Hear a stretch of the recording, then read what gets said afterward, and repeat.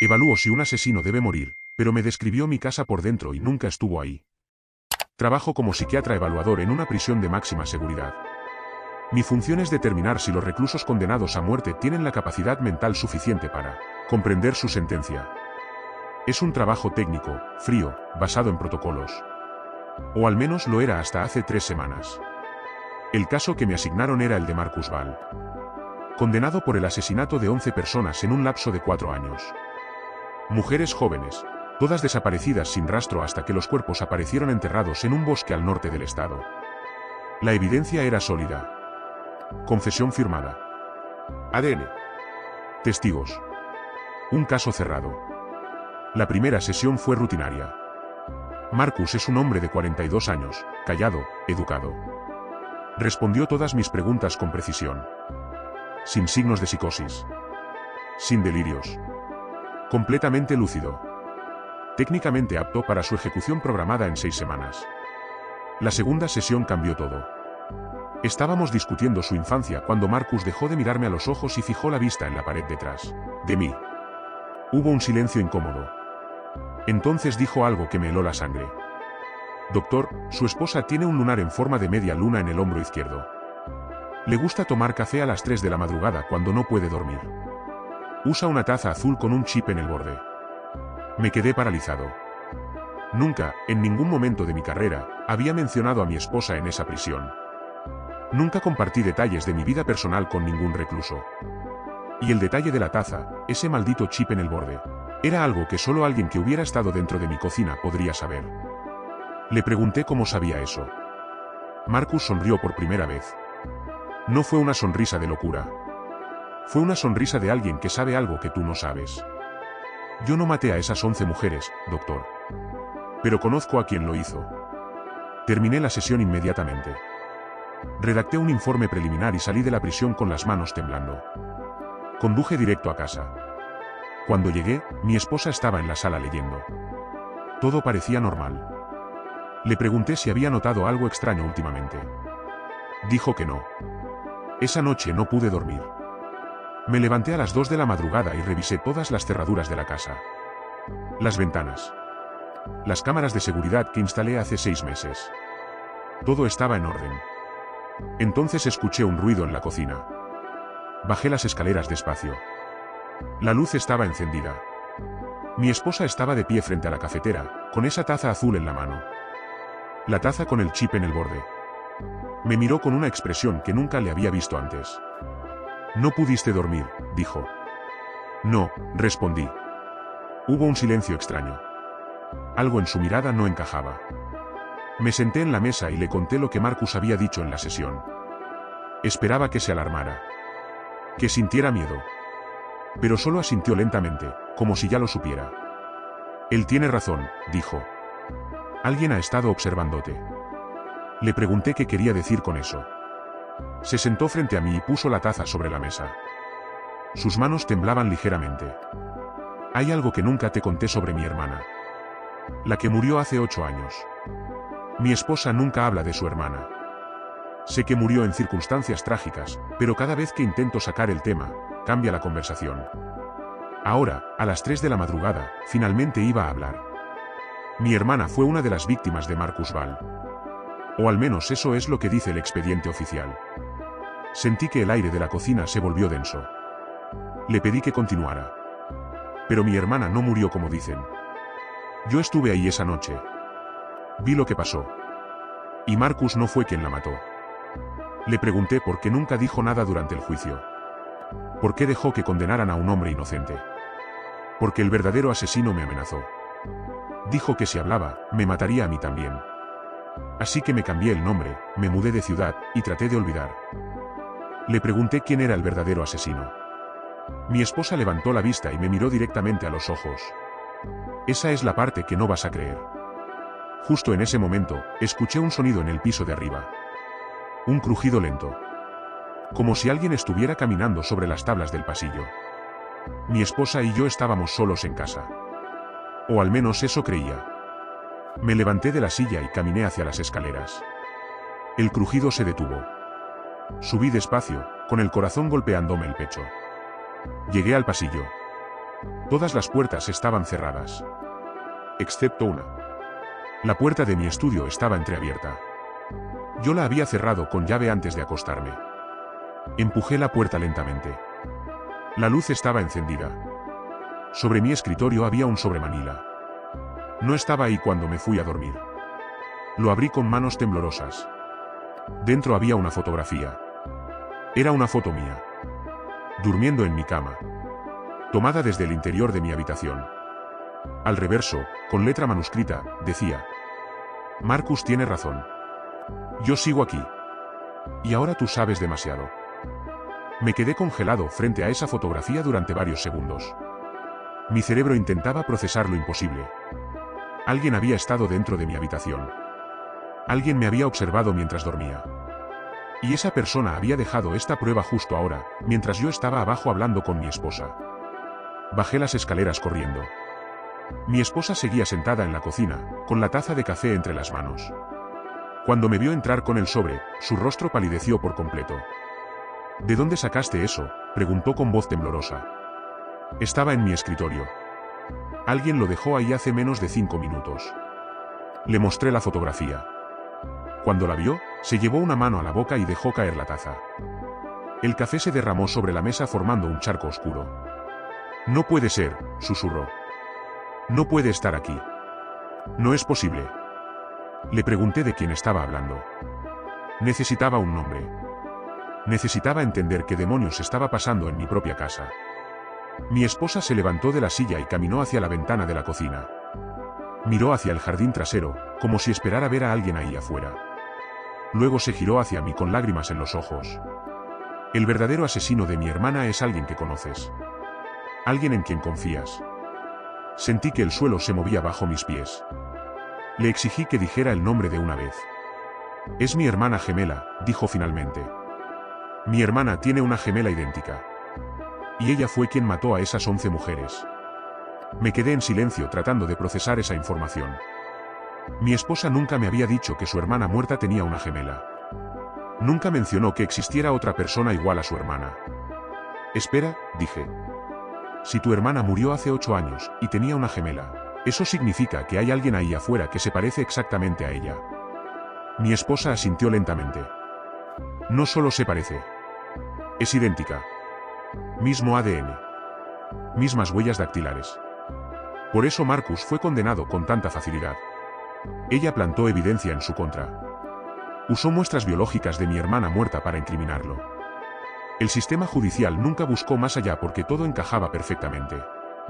Le pregunté por qué esa mujer mataría a su propia hermana gemela. Porque mi hermana descubrió lo que ella estaba haciendo. Descubrió que había asesinado a 10 mujeres en 4 años. Iba a denunciarla a la policía. Así que mi hermana gemela la mató también, la enterró con las demás víctimas. Y luego incriminó a Marcus para cerrar el caso. ¿Y tú sabías todo esto desde el principio?, pregunté sintiendo una mezcla de horror y traición. Yo estuve ahí la noche que murió mi hermana. Vi todo. Vi cómo ella la estranguló. Cómo arrastró su cuerpo al coche. Me vio a mí también, escondida detrás de un árbol. Se acercó a mí y me dijo que si abría la boca, me haría lo mismo. Me mostró fotos de mi casa, de mis padres, de mis amigos. Dijo que los mataría a todos uno por uno si hablaba con la policía. Entonces huiste, dije. Me cambié el nombre, me mudé a este estado, conseguí un trabajo nuevo. Pensé que si desaparecía por completo, ella me dejaría en paz. Y funcionó durante 8 años. Hasta ahora. Le pregunté qué había cambiado. ¿Por qué después de 8 años esa mujer decidía reaparecer? Mi esposa me miró con una expresión de miedo absoluto. Porque tú empezaste a evaluar a Marcus Ball. Porque eres el psiquiatra que va a decidir si ejecutan al único hombre que sabe la verdad. Ella está aquí para asegurarse de que Marcus muera antes de que pueda contarte todo. En ese momento escuché otro crujido en el piso de arriba. Pero esta vez no venía del estudio. Venía del dormitorio principal. Mi esposa y yo nos miramos. Ninguno de los dos quería subir. Pero sabíamos que teníamos que hacerlo. Subimos las escaleras juntos. El pasillo estaba completamente oscuro. Había apagado las luces antes de bajar a la cocina. Pero ahora podía ver un resplandor tenue que salía por debajo de la puerta del dormitorio. Alguien había encendido la lámpara de la mesita de noche. Empujé la puerta lentamente. La habitación estaba vacía. La cama estaba deshecha tal como la había dejado. Pero sobre mi almohada había otro sobre. Lo abrí con manos temblorosas. Dentro había una nota escrita a mano. Querido doctor. Sé que su esposa finalmente le contó la verdad. Eso es un problema. Marcus morirá en 6 semanas y usted va a firmar su certificado de aptitud mental. Si no lo hace, su esposa será la víctima número 12. Y usted será el número 13. No me busque. Yo los estoy observando ahora mismo. Leí la nota en voz alta para que mi esposa la escuchara. Cuando terminé, ella estaba llorando en silencio. ¿Qué vamos a hacer?, preguntó. Esa era la pregunta que me estaba matando por dentro. Como psiquiatra, mi obligación ética era reportar cualquier irregularidad en el caso de Marcus. Si él era inocente, no podía permitir que lo ejecutaran. Pero si denunciaba esto, si comenzaba una investigación, esa mujer cumpliría su amenaza. Tenía que elegir entre salvar a un hombre inocente o proteger a mi esposa. Bajamos de nuevo a la cocina.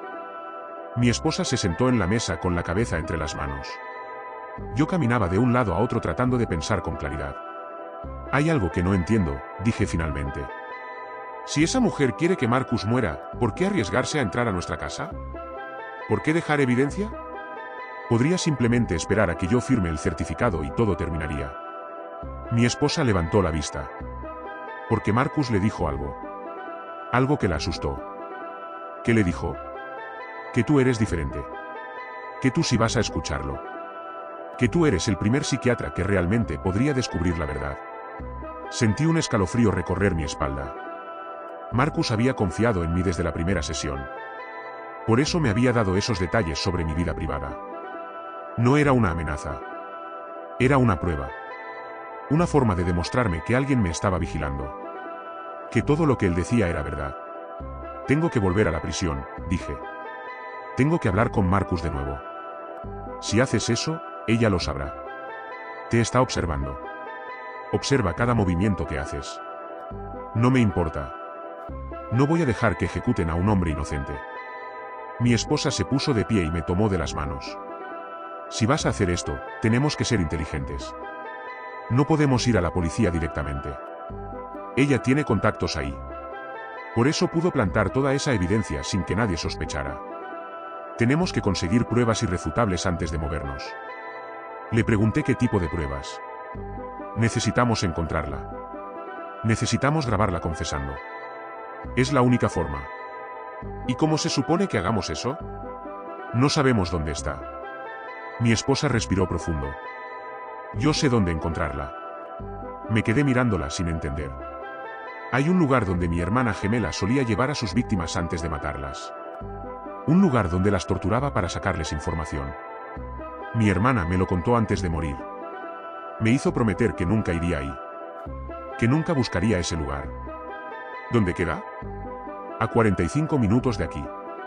En el bosque donde encontraron los cuerpos. Hay una cabaña abandonada. Nadie la conoce porque no aparece en ningún mapa. Fue construida ilegalmente hace décadas. ¿Y crees que ella sigue usando ese lugar? Estoy segura. Es el único sitio donde se siente segura. El único lugar donde puede ser ella misma. Miré el reloj. Eran las 4 de la madrugada. En 3 horas amanecería. Vamos ahora, dije. Mi esposa negó con la cabeza. No podemos ir de noche. El camino es peligroso. Tenemos que esperar a que haya luz. Pasamos las siguientes 3 horas preparándonos. Busqué mi grabadora portátil, la que uso para las sesiones con pacientes. Mi esposa preparó una mochila con agua, linternas y un cuchillo de cocina. A las 7 de la mañana salimos de casa. Conduje siguiendo las indicaciones de mi esposa. Dejamos la carretera principal y tomamos un camino de tierra que se adentraba en el bosque. Las ramas de los árboles rozaban los costados del coche. Después de 30 minutos, mi esposa me pidió que detuviera el coche. Desde aquí tenemos que caminar, dijo. Bajamos del vehículo y comenzamos a adentrarnos en el bosque. No había sendero. Solo árboles y maleza. Mi esposa caminaba adelante como si conociera el camino de memoria. Después de 15 minutos de caminata, vi la cabaña.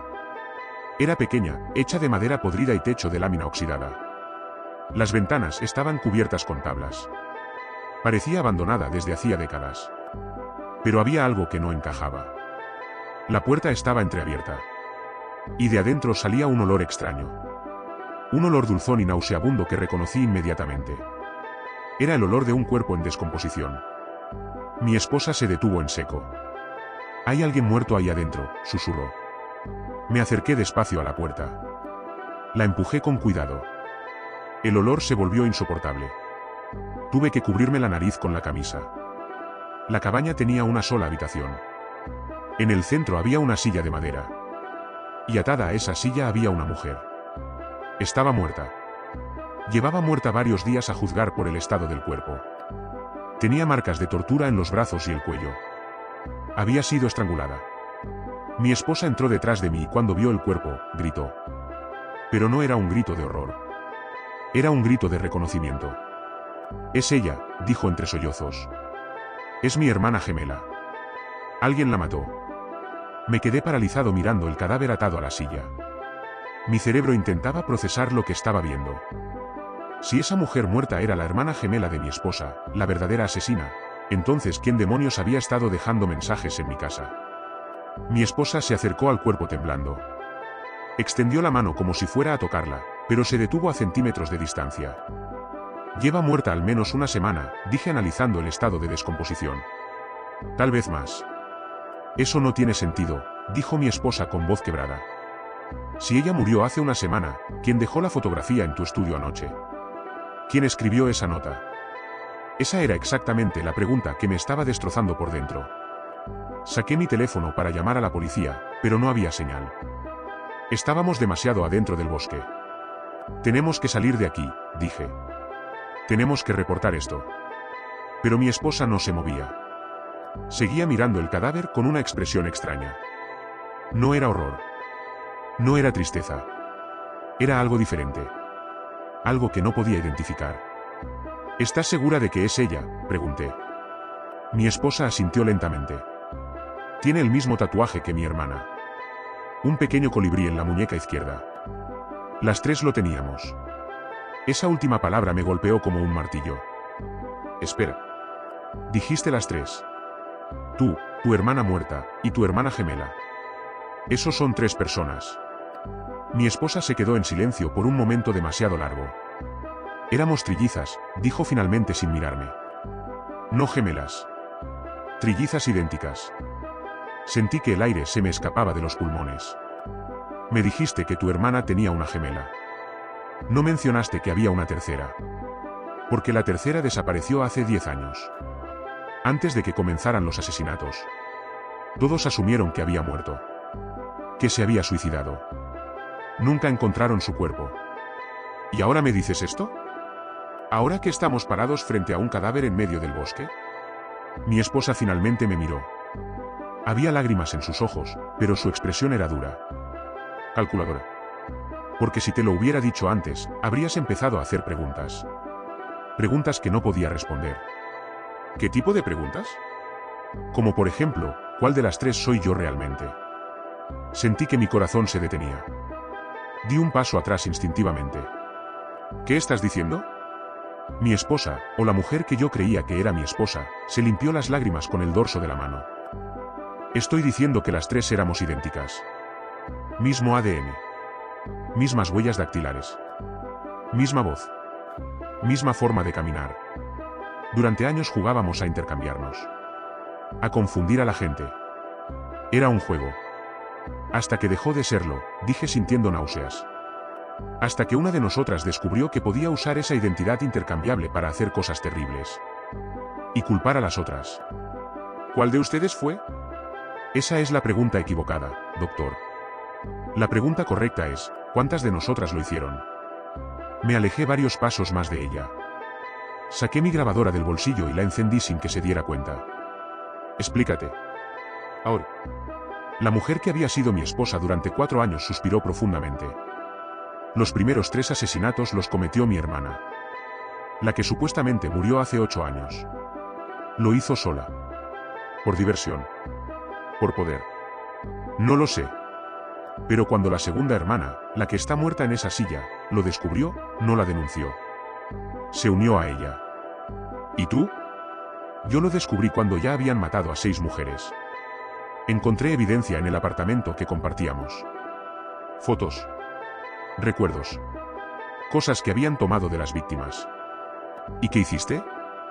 Lo que cualquier persona cuerda haría. Intenté detenerlas. Amenacé con ir a la policía. Pero ellas me mostraron algo que me destruyó. ¿Qué te mostraron? Un vídeo. Un vídeo de mí participando en el cuarto asesinato. Eso es imposible. Si intentaste detenerlas, ¿cómo pudiste participar? ¿Por qué me drogaron? Me llevaron inconsciente al lugar del crimen. Me pusieron el arma en las manos. Me filmaron. Y cuando desperté, no recordaba nada. Pero el vídeo era real. Mis huellas estaban en el arma. Mi ADN estaba en la escena. Sentí que estaba cayendo en un abismo sin fondo. Así que te chantajearon. Me dijeron que si hablaba, entregarían ese vídeo a la policía. Que yo sería condenada por los 11 asesinatos. Que pasaría el resto de mi vida en prisión. Así que hice lo único que podía hacer. Me cambié el nombre. Me mudé de estado. Conseguí documentos falsos. Me convertí en otra persona. Y funcionó. Durante 8 años funcionó. Hasta que conociste a Marcus Vahl. Ella negó con la cabeza. Yo nunca conocí a Marcus Vahl. Mis hermanas lo incriminaron. Plantaron evidencia. Consiguieron testigos falsos. Marcus fue solo un peón conveniente. Un hombre solitario sin familia ni amigos que pudieran defenderlo. ¿Y cómo terminó todo esto conmigo? ¿Cómo acabé siendo el psiquiatra asignado a su caso? La mujer sonrió tristemente. Eso no fue casualidad, doctor. Yo manipulé el sistema para que te asignaran ese caso. Sentí que el mundo se derrumbaba a mi alrededor. ¿Qué? Hace 6 meses, cuando supe que la ejecución de Marcus estaba programada, contacté a un amigo que trabaja en el sistema penitenciario. Le pedí que se asegurara de que tú fueras el psiquiatra evaluador. ¿Por qué? Porque sabía que tú eres diferente. Que tú realmente escuchas a tus pacientes. Que no firmas certificados automáticamente como los demás. Sabía que si alguien podía descubrir la verdad, eras tú. Querías que salvara a Marcus. Quería que salvaras a todos. A Marcus. A mí. Y a todas las futuras víctimas. ¿Futuras víctimas? Dijiste que tus hermanas cometieron 11 asesinatos hace 8 años. ¿Por qué habría futuras víctimas? La mujer señaló el cadáver atado a la silla. Porque esta no es la hermana que cometió los asesinatos. Esta es la hermana que desapareció hace 10 años. La tercera trilliza. Me quedé mirándola sin comprender. Pero dijiste que había desaparecido antes de que comenzaran los asesinatos. Mentí. Ella no desapareció. Ella fue la primera víctima. No entiendo nada. La mujer se acercó al cadáver y señaló las marcas de tortura en los brazos. Hace 10 años, mi hermana, la verdadera asesina, mató a nuestra tercera hermana. Fue su primer asesinato. La torturó durante días en esta cabaña. Le sacó información sobre nuestras vidas, nuestros secretos, nuestros miedos. Y luego la estranguló. ¿Y el cuerpo? Dijiste que nunca lo encontraron. ¿Por qué lo escondió aquí? En esta cabaña. Lo mantuvo aquí durante 10 años como trofeo. Pero ese cuerpo no lleva 10 años muerto. Lleva una semana como mucho. La mujer asintió lentamente. Exacto. Porque no es el cuerpo original. Es una recreación.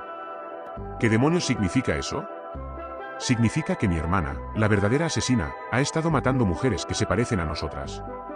Mujeres con nuestra edad, nuestra altura, nuestro color de cabello. Y cada cierto tiempo, trae una aquí, la tortura, y la deja en esta silla. Como si estuviera recreando el primer asesinato una y otra vez. Sentí que iba a vomitar. ¿Y tú sabías todo esto? Lo descubrí hace 3 semanas. Cuando Marcus me contactó. Espera. ¿Marcus te contactó a ti? Me envió una carta a través de un intermediario. Me dijo que sabía quién era yo realmente. Que sabía que yo era una de las trillizas. Y que si quería salvar mi vida, tenía que ayudarlo a exponer a mi hermana. ¿Cómo sabía Marcus todo eso? Porque mi hermana lo visitó en prisión. Hace 2 meses. Se hizo pasar por una abogada defensora. Le dijo que iba a ayudarlo a apelar su sentencia.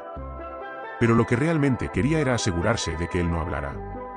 Que no contara lo que realmente vio la noche que lo arrestaron. ¿Qué vio? Vio a dos mujeres idénticas.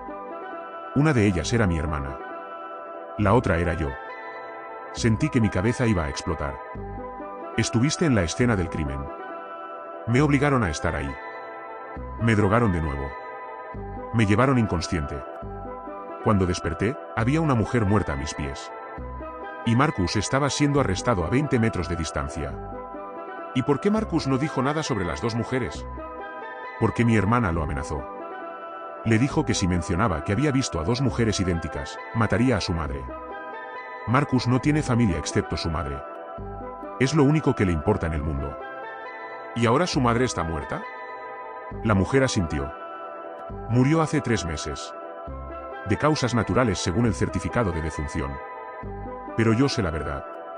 Mi hermana la mató. La envenenó lentamente durante semanas para que pareciera una muerte natural. ¿Y cuando Marcus se enteró? Supo que ya no tenía nada que perder. Por eso me contactó. Por eso empezó a decirte esas cosas en las sesiones. Quería que tú comenzaras a investigar. ¿Y las fotografías en mi casa? ¿Los mensajes? Esa era yo. Necesitaba asustarte lo suficiente para que tomaras esto en serio. Pero no podía decírtelo directamente porque mi hermana me está vigilando también. Si sospechaba que yo estaba trabajando con Marcus, me mataría como mató a todas las demás. Caminé en círculos tratando de procesar todo. Nada de esto tenía sentido. O tal vez tenía demasiado sentido. No podía distinguir la diferencia. ¿Dónde está tu hermana ahora? Esa es la pregunta del millón, doctor. Porque si esta mujer en la silla no es mi hermana, y yo estoy aquí contigo, entonces mi hermana podría ser cualquiera. Podría estar en cualquier lugar. En ese momento escuché un sonido afuera de la cabaña. El crujir de ramas. Pasos. La mujer y yo nos miramos. Está aquí, susurró. La puerta de la cabaña se abrió lentamente. Una figura entró bloqueando la luz del exterior. Era una mujer idéntica a mi esposa. Mismo cabello. Misma altura. Misma cara. Llevaba un cuchillo en la mano derecha. Y estaba sonriendo. La mujer que acababa de entrar a la cabaña cerró la puerta detrás de ella sin dejar de sonreír. El cuchillo en su mano reflejaba la escasa luz que entraba por las rendijas de las tablas en las ventanas. Vaya, vaya, dijo con una voz idéntica a la de mi esposa. Pensé que tardarías más en traerlo aquí. Mi esposa, o la mujer que decía ser mi esposa, dio un paso hacia atrás colocándose entre la recién llegada y yo. No tienes que hacer esto, dijo. Ya terminó. El doctor sabe la verdad. Marcus va a hablar. Todo va a salir a la luz. La mujer con el cuchillo rió. No fue una risa normal. Fue una risa vacía, mecánica. ¿La verdad? ¿Cuál verdad le contaste exactamente? ¿La versión donde tú eres la víctima inocente? ¿O la versión donde tú estuviste presente en cada uno de los 11 asesinatos? Sentí que mi sangre se congelaba. Miré a la mujer que estaba frente a mí, la que había compartido mi cama durante 4 años. Ella está mintiendo, dijo mi esposa rápidamente. Ya te dije lo que pasó. Me drogaron. Me obligaron. Oh, por favor, dijo la otra mujer dando un paso adelante. Doctor, déjeme contarle una versión diferente. Una más cercana a la realidad. No la escuches, dijo mi esposa. Todo lo que dice es para manipularte. Pero yo ya no sabía en quién confiar. Saqué mi grabadora del bolsillo y la sostuve en alto para que ambas la vieran. Esto ha estado grabando desde que entramos a la cabaña. Todo lo que digan quedará registrado. Así que les sugiero que digan la verdad. La mujer con el cuchillo sonrió más ampliamente. Inteligente. Muy inteligente. Ahora entiendo por qué ella te eligió. ¿Elegirme para qué? Para ser su coartada perfecta. Para ser el testigo creíble que validaría su versión de los hechos cuando todo saliera a la luz. Eso no tiene sentido, dije. Si ella quería una coartada, ¿por qué casarse conmigo? ¿Por qué esperar 4 años? Porque necesitaba que la amaras. Necesitaba que confiaras en ella completamente. Para que cuando llegara este momento, cuando tuvieras que elegir entre creerle a ella o creerle a la evidencia, eligieras creerle a ella. Miré a mi esposa. Ella tenía lágrimas en los ojos. No es cierto, susurró. Yo te amo de verdad. Nada de esto fue planeado. Claro que fue planeado, dijo la otra mujer. Hace 4 años, cuando supiste que Marcus eventualmente sería evaluado por un psiquiatra antes de su ejecución, comenzaste a buscar al psiquiatra perfecto. Alguien ético. Alguien confiable. Alguien que realmente escuchara a sus pacientes. Y me encontraste a mí, dije sintiendo náuseas. Te sedujo sistemáticamente. Investigó tus rutinas. Tus lugares favoritos. Se hizo pasar por una coincidencia en ese café donde ibas cada mañana. Fingió compartir tus intereses. Tus valores. Te hizo creer que era el amor de tu vida. Basta, gritó mi esposa. Basta de mentir. ¿Estoy mintiendo, hermana? Entonces explícale al buen doctor por qué tienes archivos completos sobre él en tu computadora. Archivos que datan de hace 5 años. Antes de que supuestamente se conocieran. Mi esposa se quedó en silencio. Es cierto, admitió finalmente con voz quebrada. Te investigué antes de conocerte. Pero no por las razones que ella dice. Entonces, ¿por qué? Exigí saber. Porque necesitaba estar segura de que eras la persona correcta para ayudarme. Necesitaba a alguien que no se rindiera cuando las cosas se pusieran difíciles. Alguien que buscara la verdad sin importar las consecuencias. Y encontraste al idiota perfecto, dije sintiendo una rabia fría apoderarse de mí. Alguien tan ingenuo que se creería cada palabra que le dijeras. No, dijo mi esposa acercándose a mí. Te elegí porque eres genuinamente bueno. Porque en un mundo lleno de monstruos, tú seguías creyendo que la justicia era posible. Qué conmovedor, dijo la otra mujer. Lástima que sea todo una mentira. ¿Y cuál es tu versión entonces?, le pregunté. Si ella está mintiendo, cuéntame qué pasó realmente. La mujer con el cuchillo se apoyó contra la pared, relajada, como si estuviéramos teniendo una conversación casual. Las 3 éramos idénticas. Las 3 compartíamos todo. Incluyendo nuestros impulsos más oscuros. El primer asesinato no lo cometió una de nosotras. Lo cometimos las 3 juntas. Eso es mentira, gritó mi esposa. ¿Lo es? Entonces, ¿por qué recuerdas cada detalle de esa noche? ¿Por qué puedes describir la cara de la primera víctima cuando suplicaba por su vida? Mi esposa palideció. No respondió.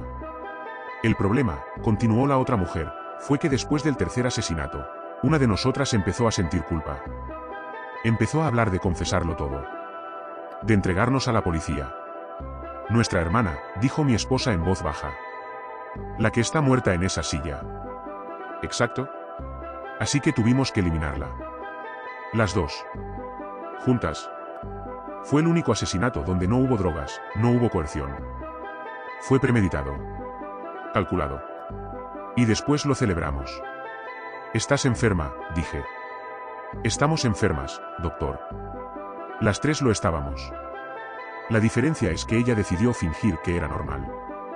Decidió construirse una vida falsa contigo para tener una coartada cuando todo se viniera abajo. ¿Y tú qué hiciste?, pregunté. Si ella construyó una vida falsa, ¿tú qué hiciste durante estos 8 años? La mujer sonrió de una forma que me heló la sangre. Yo seguí haciendo lo que siempre hicimos. Pero fui más cuidadosa. Cambié mi método. Dejé de matar en serie. Empecé a espaciar los asesinatos. A variar las víctimas. A asegurarme de que nunca pudieran conectarse entre sí. ¿Cuántas?, pregunté sintiendo bilis en mi garganta. En 8 años. 27. El número flotó en el aire como una sentencia de muerte. Y Marcus, continué, sigue en prisión condenado por 11 asesinatos que ustedes cometieron. Marcus fue conveniente, dijo la mujer. Estaba en el lugar equivocado en el momento equivocado. Vio algo que no debía ver. Así que lo incriminamos. Fue fácil. ¿Y por qué ahora?, pregunté. ¿Por qué después de 8 años decidiste aparecer? ¿Por qué arriesgarte? Porque mi querida hermana cometió un error. Se enamoró de verdad. Miré a mi esposa. Ella estaba llorando en silencio. Cuando empezó a amarte, continuó la otra mujer, empezó a creer que podía tener una vida normal. Que podía dejar el pasado atrás. Y cuando supo que tú ibas a evaluar a Marcus, vio una oportunidad de redimirse. De salvar a un inocente. De ser la heroína de su propia historia. Pero tú no ibas a permitirlo, dije.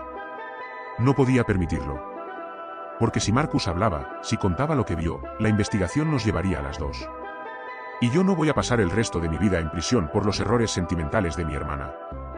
Así que decidiste matarla. Decidí eliminar el problema. Pero el problema no es solo ella, dije sintiendo que finalmente entendía. El problema soy yo también. Soy el psiquiatra que puede reabrir el caso de Marcus. Exactamente. Por eso ambos tienen que morir hoy. Y cuando los encuentren, parecerá un asesinato-suicidio. El psiquiatra que descubrió que su esposa era una asesina en serie y la mató antes de suicidarse. Nadie va a creer eso, dije. Claro que lo creerán. Porque yo ya planté toda la evidencia necesaria. Correos electrónicos en tu computadora donde investigas casos antiguos. Notas en tu estudio donde sospechas de tu esposa. Y el arma que usarás para matarla está registrada a tu nombre. Sentí que todo mi plan se desmoronaba. Había venido aquí pensando que grabaría una confesión. Que tendría pruebas para exonerar a Marcus. Pero esta mujer había pensado en todo. O eso creía ella. Hay un problema con tu plan, dije tratando de mantener la voz firme. ¿Cuál? Que no estoy solo. La mujer frunció el ceño. ¿Qué? Antes de salir de casa esta mañana, envié un correo programado a 3 personas. A mi supervisor en la prisión. Al abogado de Marcus. Y a un periodista de investigación. El correo se enviará automáticamente en 2 horas si no lo cancelo personalmente. Y en ese correo está toda la información que he recopilado sobre este caso. Era mentira. No había enviado ningún correo. Pero necesitaba comprar tiempo. La mujer me miró con los ojos entrecerrados. Estás mintiendo. Pruébame. Hubo un silencio tenso. La mujer calculaba sus opciones. Incluso si es cierto, dijo finalmente, no importa. Para cuando lean ese correo, ustedes ya estarán muertos. Y yo habré desaparecido. ¿A dónde irás?, preguntó mi esposa. Ya no puedes esconderte. El doctor tiene tu confesión grabada. Aunque nos mates, la verdad va a salir. La mujer rió de nuevo. ¿La verdad? ¿Qué verdad? En esa grabación hay 2 mujeres idénticas hablando. ¿Cómo van a probar cuál de las 2 es cuál? ¿Cómo van a saber quién es la asesina y quién es la víctima? Tenía razón. La grabación era inútil sin una forma de identificar quién era quién. Pero entonces recordé algo. Algo que mi esposa había mencionado antes. El tatuaje, dije. Dijiste que las 3 tenían un tatuaje de colibrí en la muñeca izquierda. Mi esposa levantó su brazo mostrando la muñeca. Ahí estaba el pequeño colibrí. Muestra el tuyo, le dije a la otra mujer. Ella sonrió y levantó su muñeca izquierda. Ahí estaba el mismo tatuaje. Como dije, doctor. Somos idénticas. Pero yo había notado algo. Algo casi imperceptible. El tatuaje de mi esposa tenía un pequeño defecto. Una línea del ala del colibrí estaba ligeramente corrida, como si el tatuador hubiera temblado en ese momento. El tatuaje de la otra mujer era perfecto. Tu tatuaje es falso, dije. Es temporal. Lo que significa que tú no eres ninguna de las hermanas originales. La mujer dejó de sonreír. ¿Qué estás diciendo? Estoy diciendo que hay una cuarta persona en esta ecuación. Alguien que se está haciendo pasar por una de las trillizas. Mi esposa me miró con los ojos abiertos. Eso es imposible. Lo es, dije mirando fijamente a la mujer con el cuchillo. ¿Quién eres realmente? La mujer me sostuvo la mirada durante varios segundos. Luego, lentamente, su expresión cambió. La sonrisa desapareció. Sus ojos se volvieron fríos. Eres más listo de lo que pensé, dijo con una voz completamente diferente. Y entonces se quitó la peluca. Debajo del cabello falso había cabello corto y oscuro. Ahora que la veía sin la peluca, podía notar que sus rasgos, aunque similares a los de mi esposa, eran diferentes. Más angulosos. Más masculinos. ¿Quién diablos eres?, gritó mi esposa. El hombre, porque ahora era obvio que era un hombre, rió amargamente. Soy alguien que las 3 destruyeron hace 10 años. Alguien que ha esperado toda una década para vengarse. No te conozco, dijo mi esposa. Claro que me conoces. Aunque la última vez que me viste, no estaba vestido así. Y no tenía este rostro. Sacó su teléfono y nos mostró una fotografía. Era la foto de un joven de 20 y tantos años. Guapo. Sonriente. Este era yo. Antes de que ustedes me destrozaran la vida. Mi esposa miró la foto y palideció completamente. No, susurró. No puede ser. Tú estás muerto. ¿Muerto?, dijo el hombre. No. Solo desaparecido. Después de que tu hermana me dejó por muerto en este mismo bosque hace 10 años, desperté en un hospital con el 60% de mi cuerpo quemado. Pasé 3 años en rehabilitación. Me reconstruyeron la cara.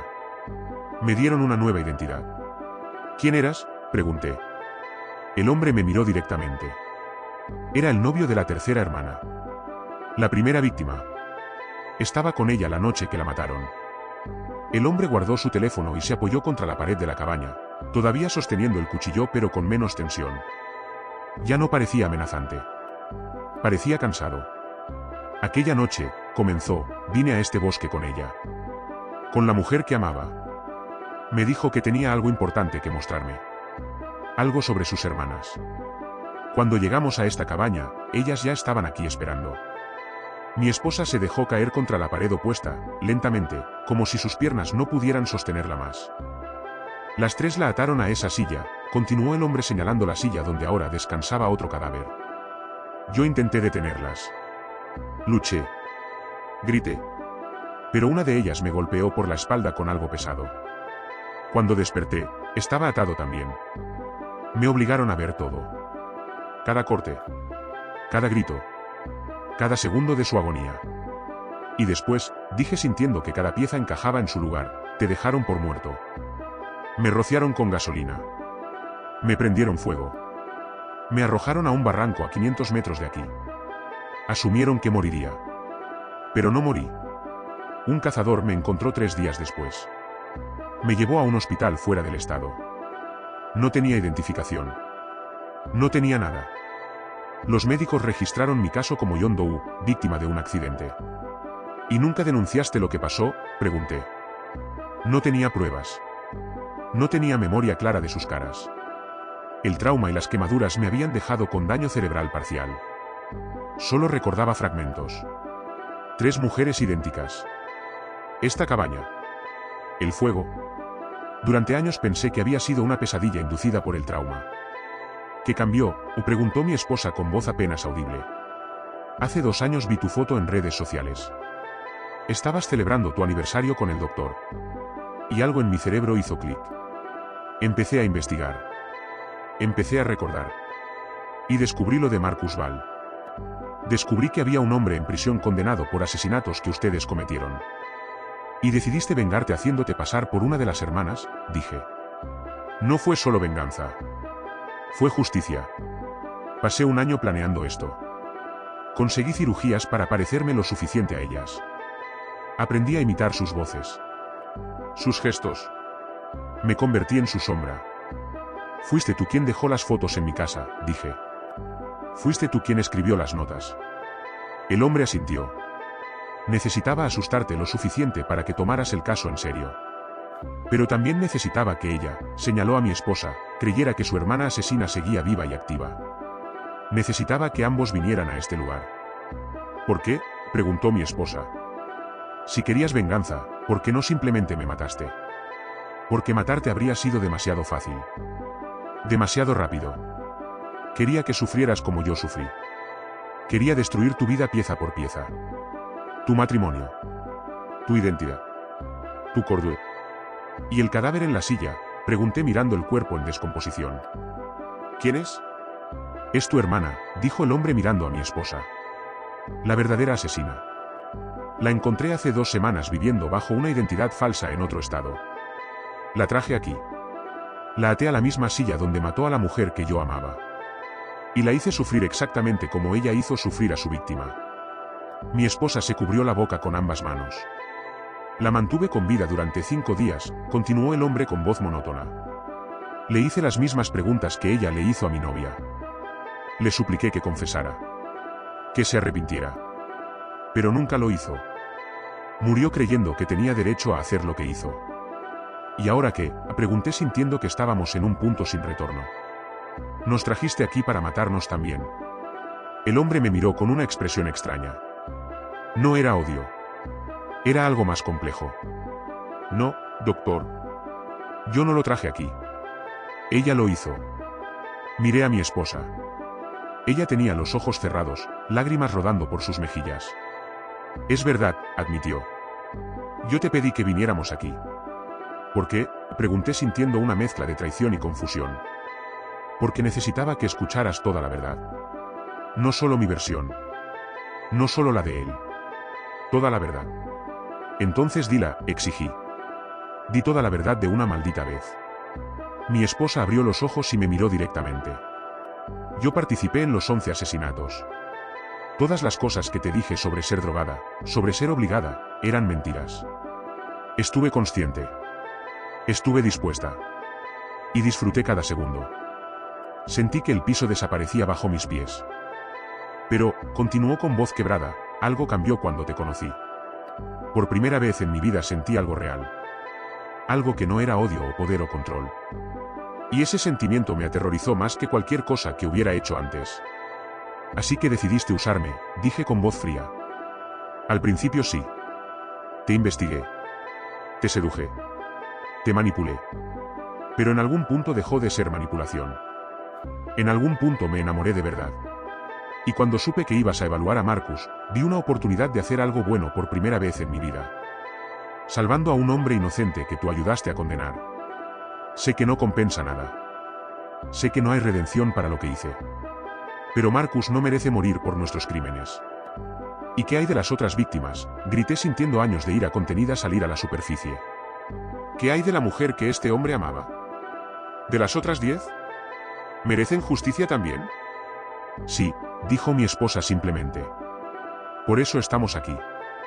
No entendí qué quería decir hasta que vi que estaba sosteniendo algo en su mano. Una grabadora. Idéntica a la mía. He estado grabando desde antes de entrar a la cabaña, dijo. Toda mi confesión. Todos los detalles. Nombres de las víctimas. Fechas. Lugares. Todo. ¿Por qué?, preguntó el hombre, tan confundido como yo. Porque tú tenías razón, dijo mi esposa mirándolo. Matarme habría sido demasiado fácil. Quiero sufrir. Quiero pagar por lo que hice. Pero quiero hacerlo de la forma correcta. Se giró hacia mí. Doctor, en tu bolsillo hay una segunda grabadora que yo puse ahí esta mañana sin que te dieras cuenta. Ha estado grabando también. Ahora tienes 2 copias completas de mi confesión.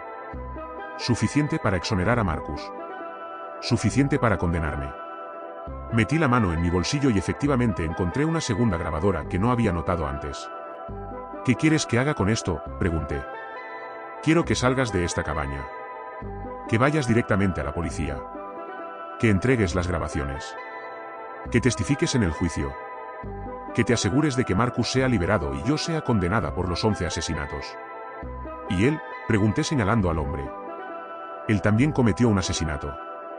Mató a tu hermana. En defensa propia, dijo mi esposa rápidamente. Eso dirás en tu testimonio. Que él actuó en defensa propia contra una asesina en serie activa que representaba una amenaza inmediata. El hombre nos miraba a ambos sin entender qué estaba pasando. ¿Qué es esto?, preguntó. ¿Algún tipo de trampa? No es una trampa, dije sintiendo que finalmente comprendía. Es su forma de suicidarse sin realmente suicidarse. Quiere ir a prisión. Quiere ser castigada. ¿Y tú vas a ayudarla?, preguntó el hombre con incredulidad. Lo pensé durante varios segundos. Toda mi vida profesional había sido sobre buscar la verdad. Sobre hacer lo correcto según los protocolos y las leyes. Pero ahora estaba en una situación que ningún manual cubría. Voy a hacer lo que es justo, dije finalmente. Voy a asegurarme de que Marcus sea liberado. De que las familias de las víctimas sepan la verdad. De que el sistema corrija su error. ¿Y qué hay de mí?, preguntó el hombre. Tú tienes una decisión que tomar, dije. Puedes venir conmigo. Confesar lo que hiciste. Enfrentar las consecuencias y probablemente recibir una sentencia reducida dado el contexto. O puedes desaparecer. Usar esa nueva identidad que te construiste y tratar de vivir con lo que hiciste. ¿Y si elijo desaparecer?, preguntó. Entonces nunca mencionaré tu existencia. Diré que encontramos el cadáver ya muerto cuando llegamos. Que no sabemos quién lo mató. El hombre miró el cuchillo en su mano. Luego miró el cadáver en la silla. Finalmente miró a mi esposa. Pasé 10 años planeando mi venganza, dijo. 10 años imaginando este momento. Y ahora que está aquí, no siento nada. Solo vacío. Ese vacío es lo que queda cuando el odio se va, dijo mi esposa. Yo lo sé bien. El hombre dejó caer el cuchillo al suelo. Me voy, dijo. No voy a ir con ustedes. No voy a confesar. Voy a desaparecer y voy a intentar encontrar alguna forma de vivir con lo que hice. ¿Y si no puedes?, pregunté. Entonces supongo que nos veremos en el infierno, dijo mirando a mi esposa. Salió de la cabaña sin mirar atrás. Lo escuchamos caminar entre los árboles hasta que el sonido se desvaneció por completo. Mi esposa y yo nos quedamos solos en la cabaña. Solos excepto por el cadáver en la silla. ¿Qué pasa ahora?, preguntó ella. Ahora salimos de aquí. Vamos a la estación de policía más cercana. Entregas tu confesión.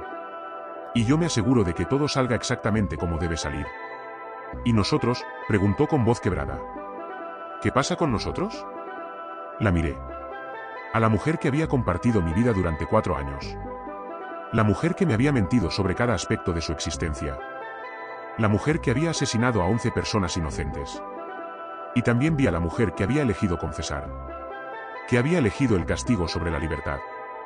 Que había elegido salvar a un inocente aunque eso significara destruirse a sí misma. No hay un nosotros, dije finalmente. No después de esto. Pero voy a hacer algo por ti de todas formas. ¿Qué? Voy a asegurarme de que cuando testifiques, cuando cuentes tu historia, la gente entienda que aunque hiciste cosas monstruosas, al final elegiste hacer lo correcto. No te salvará.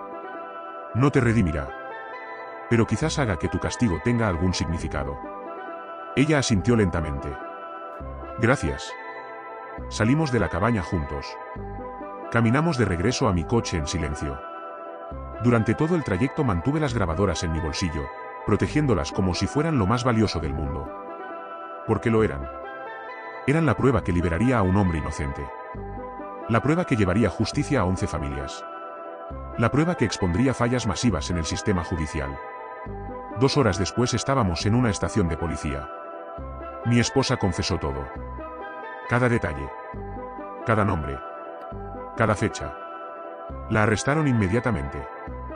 Yo entregué las grabadoras y me ofrecí como testigo clave. Las siguientes semanas fueron un caos mediático. La historia de las trillizas asesinas. El hombre inocente en el corredor de la muerte. El psiquiatra que descubrió la verdad. Marcus Ball fue liberado después de 8 años en prisión. Lo vi salir el día de su exoneración. Nos miramos a los ojos por un momento. No hubo palabras. No las necesitábamos. Mi esposa fue condenada a cadena perpetua sin posibilidad de libertad condicional. Declaró culpable a todos los cargos. No apeló. No luchó. La última vez que la vi fue durante el juicio. Cuando el juez leyó la sentencia, ella me miró desde el otro lado de la sala. No lloró. No pidió perdón. Solo asintió. Y yo supe que esto era lo más cercano a la paz que cualquiera de nosotros encontraría. Renuncié a mi trabajo en la prisión 2 meses después. No podía volver a ese lugar. No podía volver a evaluar la mente de otra persona sin preguntarme qué secretos estaban escondiendo. El hombre de la cabaña nunca fue encontrado. Su identidad permanece siendo un misterio. A veces me pregunto si logró encontrar paz. Si el vacío que sentía se llenó con algo más que odio. Probablemente nunca lo sabré. En cuanto a mí, me mudé a otra ciudad. Empecé de nuevo. Nuevo trabajo. Nueva vida. Pero cada noche, antes de dormir, reviso las cerraduras de mi casa 3 veces. Porque aprendí algo en esa cabaña del bosque. Aprendí que los monstruos no siempre tienen garras y colmillos. A veces tienen tu mismo rostro. Duermen en tu cama. Y comparten tu café a las 3 de la madrugada.